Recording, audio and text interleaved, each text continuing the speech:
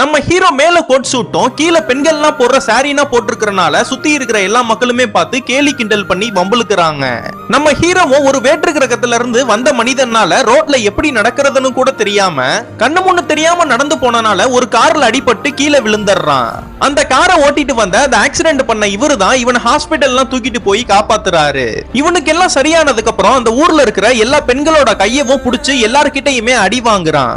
இதெல்லாம் பாக்குற இவரும் இவனுக்கு பெண்கள் மேலதான் நிறைய ஆசை இருக்கறனால விபச்சாரம் பண்ற தொழில்ல போய் இவனை விடுறாரு. அங்க போனதும் ஒரு பொண்ணு கிட்ட இவன் கேக்குறதுனா பண்ணுங்க, ஆனா இவனை அடிக்க மட்டும் செஞ்சிடாதீங்கன்னு சொல்லிட்டு விட்டுட்டு போறாரு. இவன் அங்க போனதுமே ஒரு பொண்ணோட கைய 6 மணி நேரமா புடிச்சே இருக்கான். ஆக்சுவலா எதுக்கு இது மாதிரினா பண்றானா, இவன் வேற்று கிரகத்துல இருந்து வந்தனால இவனுக்கு சரியா லாங்குவேஜ்னா தெரியாது.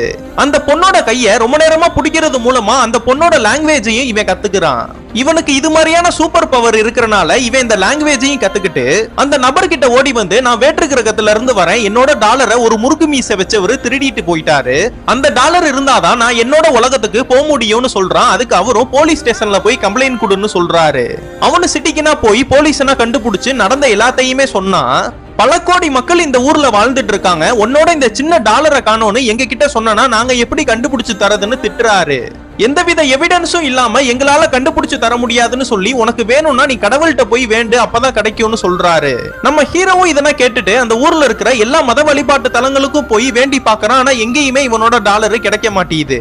இதுக்கப்புறம் என்னாச்சுன்னு உங்களுக்கு தெரியணும்னா கீழே கமெண்ட் பாக்ஸ்ல பார்ட் 4ன்னு போட்டு போங்க.